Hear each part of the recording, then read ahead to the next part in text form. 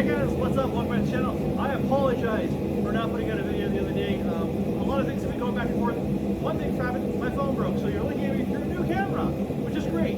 But also, we're restarting Mehrunes Razor today, so the piece is already in the forge. It's the same size, same thing we were using last time. I'm just going to do it in a different process. So, let me explain what I did last time and what I'm going to be trying to fix this time. So, what I did was I wanted to try and forge out the tang first before the blade. I thought this would give you a better grip on the piece and have me be able to wield it and use it better and actually manipulate the metal a little bit more. What actually ended up happening was it left too much metal in the middle where I couldn't bring it out to the blade. So what we're going to do this time is forging the blade first and then taking the tang from what's left over. Because the tang can be thin. The tang can be as thin as I want it to be. But the actual blade needs to be relatively thick, just to make it look appropriate to the piece from the game. So, I've got it in the fire, it's already hot, I'm going to turn on the power hammer, we're going to get to work.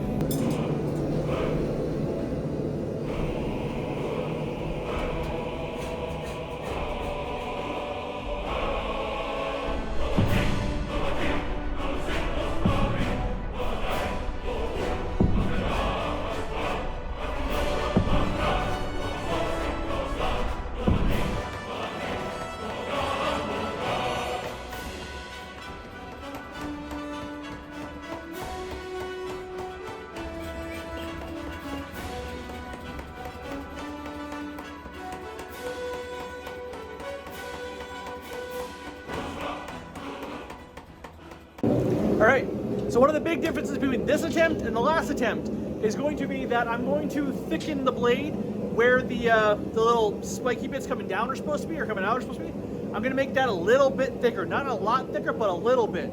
As well, I've already put out measurements for the tang length from this edge of the metal table to there, and then from there to there is the blade. We're already about here with just the chunk we have. So we're going to put the taper in right now for the tip, because it's kind of a gentle bring in, which will keep the thickness up. So that's my plan right now, is I'm going to just put the tip in first and then work on getting the middle thicker.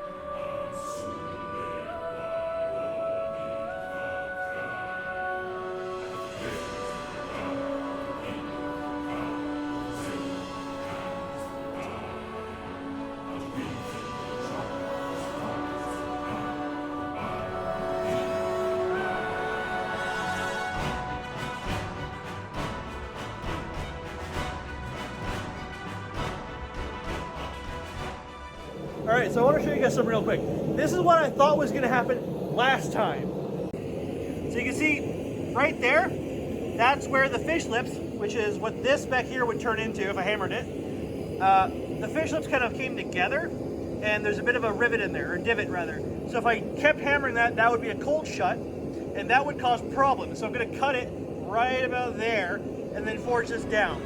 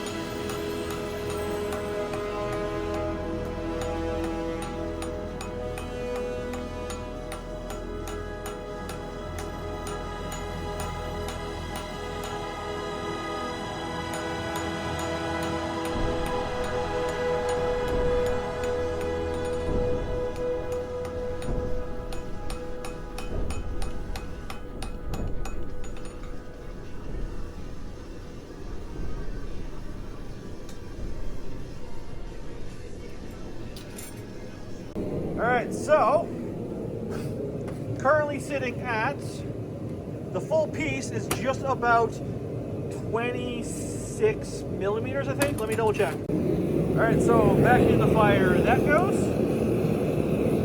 Now I've said it before, and I might have said it before, I can't remember if I actually put that in or not. I like to do 2 projects at once. So while that is working, while that is heating and being warmed up, I have been working on what I'm calling a dwarven chopper. So it's kind of, okay, it's cool now. It's kind of Viking sax-ish, as you can see. It's also super thick. It's meant to actually chop into, you know, wood or orc skulls. Take your pick. But yeah, I've been working on this, and what I'm doing while that was cooling is I was working on the guard for it. So I'm gonna try and make a nice, it's almost squared up, a nice square guard. I'm gonna put the angles on the edges here to kind of make it look a little dwarven. Then I gotta punch a hole through it, fit it to the tang, put on the handle scales because it's going to be a hidden tang, which I don't know why I like doing hidden tang more than I like doing full tang, but I'm gonna do a hidden tang handle on it with, I think, Wenge, and then I gotta put another cap on the bottom as the, you know, the pommel. I'm gonna peen the tang over onto it so it'll actually look really, really nice. But yeah, I gotta finish, well, not finish that, but I'm working on that at the same time as working on this. So I'm kind of bouncing between projects. That one isn't really recorded. If you want to see some of that one, it'll probably be on my TikTok account. It won't be here on this. That's the kind of stuff I work on when other blacksmiths are here. I'm like, okay, I need to do something. I need to make something for my Etsy account. I'm gonna make this thing. So that's kind of what I do. I wish I could record more of it, but it is what it is. All right, so I've been plagued a little bit today by how to make this longer, because currently it is just long enough to make up the blade length. I still need to get the tang length out, which I was like, cool, it's like the perfect blade length, but I just need that little bit of material to make the tang out of. Here's the thing, where I stopped last time and where the mess up happened was making the little divots on the side to like actively give those little points in. What I can do, and what I think I might do, is if I start like shouldering, let me put this on a tripod.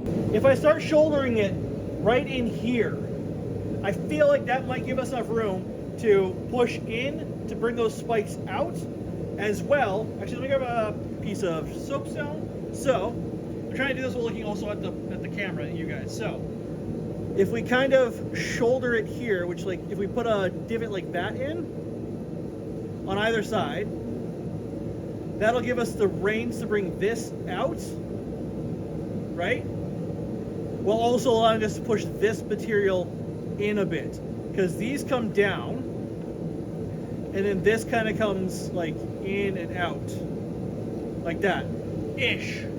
So if I shoulder it right here, I feel like that'll get us where we need to go. But looking at a picture, actually looking at it here, looking at a picture, I believe the shoulders actually might need to be like here,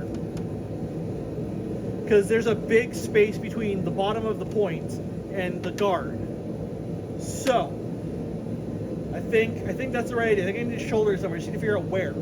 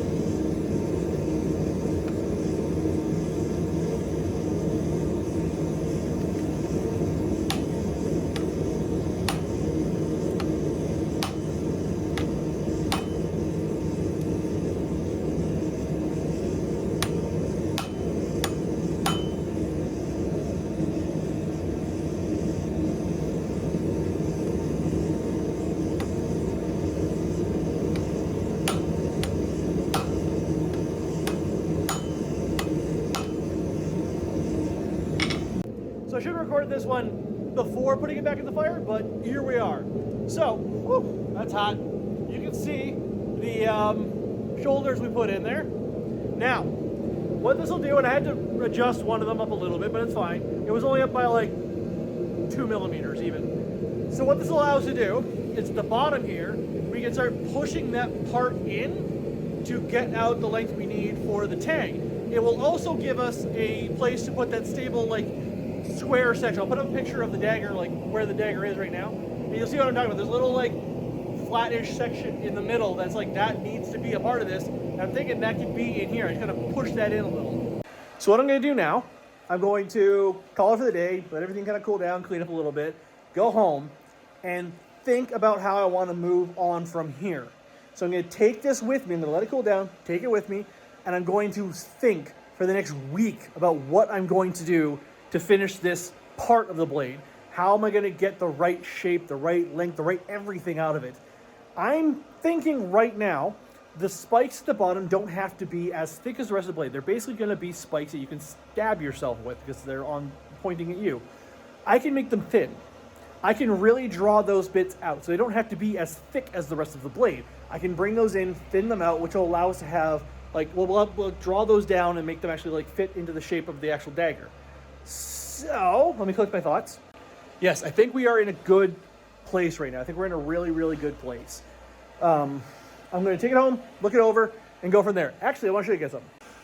I'm going to quickly finish grinding the dwarven chopper here down a little bit. I did the other side first. I'm just kind of smoothing it out, getting it to a point where once I start to think about tempering and then sharpening and, you know, all the other stuff that comes after this, I've already got the blade to a point where I can be like, oh, cool. All I got to do is throw it in the fire, heat cycle it a couple times, harden it, sharpen it, fit a guard, fit a tang, or fit a handle, fit a pommel, we're done. I think I can finish this next weekend. The thing also is, since there are so many students that come into this shop to learn blacksmithing, I don't get a chance to do this except for today, and usually for only about 4 or 5 hours. Actually, sorry, for about 2 to 4 hours, depending on how long the Forge Master Rusty stays here. So, I get to work on my projects for as long as I want to, but if there's other students around, I will work on things like the Dwarven Chopper, or, I don't know, the Wyvern Kings sword. I'll start working on that to get that kind of cleaned up and tidied and ready to go. Yeah. I don't know, I'm rambling at this point, so I'm just going to go, finish this grinding bit up, clean up a little bit, and go home.